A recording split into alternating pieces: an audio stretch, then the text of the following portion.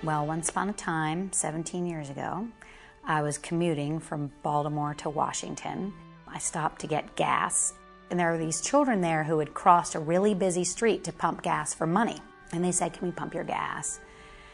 And I said, "No, but I'll give you some money." And I asked them a little bit about where they lived. I was struck by what could compel a child to cross 6 lanes of traffic at 10:30 at night, a child this big. And they said, "We live over there," and they pointed to the Capital City Inn, which was the city's largest homeless shelter. And I said, "What's it like there?" And they said, "It's boring." And I said, "Well, do you want me to come get you and take you somewhere?" They said, "Yes." So I went back to take them to the zoo, and I didn't think they'd remember me, or I didn't think they'd really care. And oh my goodness, they swarmed my car. There were dozens of them trying to go with me, and I couldn't fit them all in my car.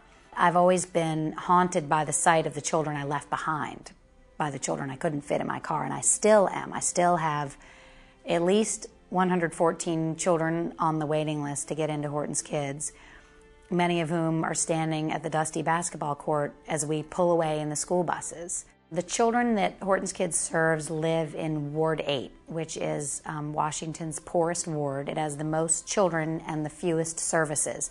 So if you live there and you're a child and you want something to eat, there are not a lot of places you can actually get it.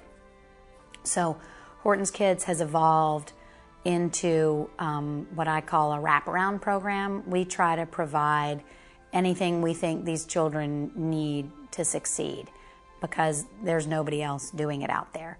So we tutor them 3 times a week in federal office buildings. Every Sunday they go on a field trip somewhere.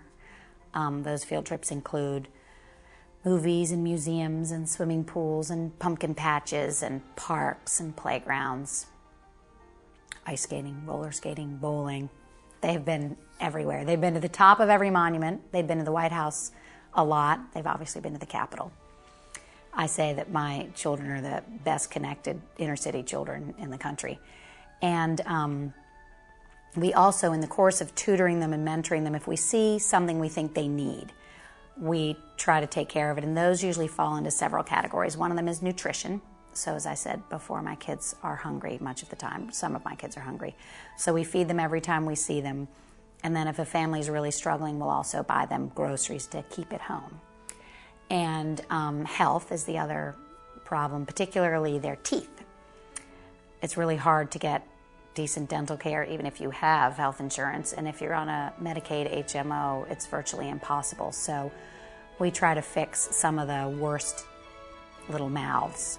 The other thing we do is we try to get them clothes. So one time I saw a child at the movies with 2 left shoes on that were way too big for her. And at the same day we were at the movies, I started looking at all their feet, and I saw one little boy who had the toe part of his shoe cut out. The very end of his shoe was slit, so his little toes could come out the end because the shoe was too small, and cutting it, made it more comfortable so your toes weren't all bunched up. So I said, "Oh my gosh, we've got to get these babies some shoes."